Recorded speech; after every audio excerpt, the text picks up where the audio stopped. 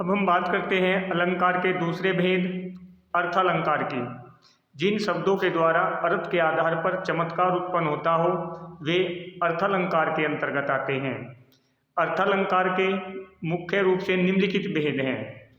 पहला भेद उपमा अलंकार, जहाँ समानता की तुलना की जाए वहाँ उपमा अलंकार होता है तथा शब्दों के बीच में सासी, के समान आदि शब्दों का प्रयोग किया जाता है।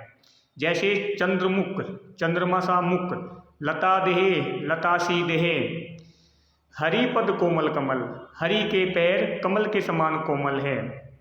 उपमा अलंकार के 4 अंग होते हैं।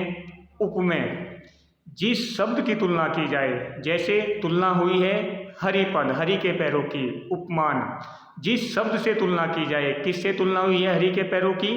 कमल से। धर्म या गुण, जिस शब्द में तुलना की जाए, किस में तुलना की गई है? कोमलता में, कोमल।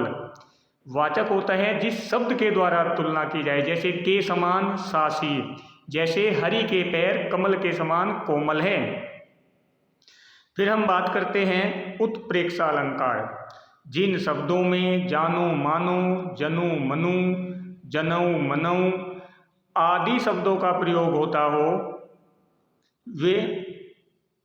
होता हो तो वहाँ पर उत्प्रेक्षा अलंकार आता है।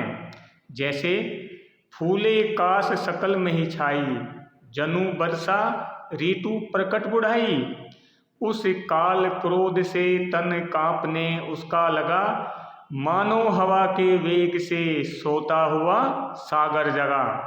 फिर हम बात करते हैं अतिशयोक्ति अलंकार, जहाँ कोई बात बढ़ा चढ़ा कर कही जाती है वहाँ पर अतिशयोक्ति अलंकार का प्रयोग होता है। जैसे तलवार निकालते ही वीर के, रणभूमि में सैकड़ों हाथी बेहोश होकर गिर पड़े। फिर हम बात करते हैं संदेह अलंकार, जहाँ किसी बात को लेकर संशय उत्पन्न हो जाए।